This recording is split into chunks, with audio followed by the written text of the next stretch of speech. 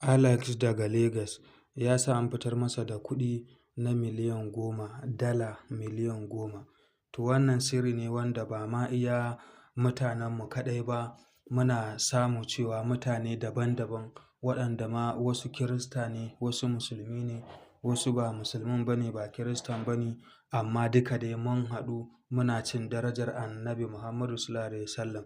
Akwai mutane da yawa waɗanda suna kiran mu su sa a yi musu aiki.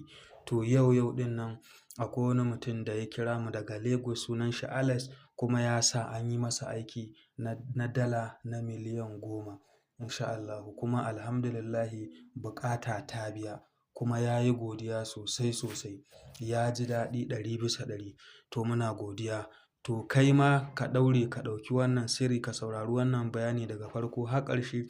Kai ma za ka mallaki naka kuɗaɗen, ko a Najeriya kake, ko a Nijar, ko a Libya, Cote d'Ivoire, Libya, kana Chad ko Ghana ko Cote d'Ivoire, ko a wasu ƙasashe kake na Turawa ka je, duk inda kake a faɗin duniya.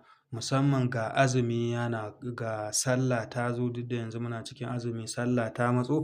To ka daure ka ɗauki wannan sirri. Kana wata ƙasa ne kana so ka dawo ƙasarku kai sallah amma ba ka da kuɗi, to ka ɗauki wannan sirri. Ko kana neman jari, jarinka ya ƙare, ko kuma da ka samu kuɗi sun ƙare, ko kana kasuwanci kana so ka yi business wanda za ka samu manya-manyan kuɗaɗe ka ci kasuwar sallah, to ka daure ka ɗauki wannan sirri. Ko kana wani gari kana buƙatar ka sayi gida, mota, babur, gona ko fili, ko basussuka sun yi ma yawa, ko ga marar lafiya, ko kana so ka taimaki iyayenka, 'yan uwanka, abokan arzika, kana so ka ci mai kyau, ka sha mai kyau, duk dai wasu matsaloli da ya zama na kuɗi ne ke yi, yauwa, to ka daure ka ɗauki wannan sirri. In dai ka aikata shi yadda ka ji mun yi bayani, garanti ne za ka mallaki miliyan 10, ko na naira, sefa ko riyal ko euro, cedi ko pounds ko ringgit ko lira ko dirhami.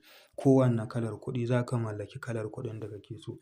Turaren da za ka je ka siyo in za ka yi wannan aiki sunan shi Ruhul Jinni. Sunan shi Ruhul Jinni, modin ɗin ƙasar Saudiyya.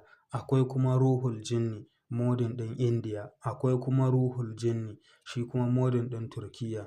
To duka ka siyo su guda uku, sai ka zo ka samu ɗaki mai duhu, sai ka buɗe turarukansu ka ajiye su a gabanka, sai ka rufe ɗakin ka yi tsirara, sai ka fara lazuminka na Ajib ya Ruhul Jinni, Ajib ya Ruhul Jinni, Ajib ya Ruhul Jinni, Ajib ya Ruhul Jinni. Za ka yi wannan lazumi ne ƙafa 100 da 20 daidai, 100 da 20 daidai. Ka fita ɗakin bayan awa ɗaya ka dawo za ka samu miliyan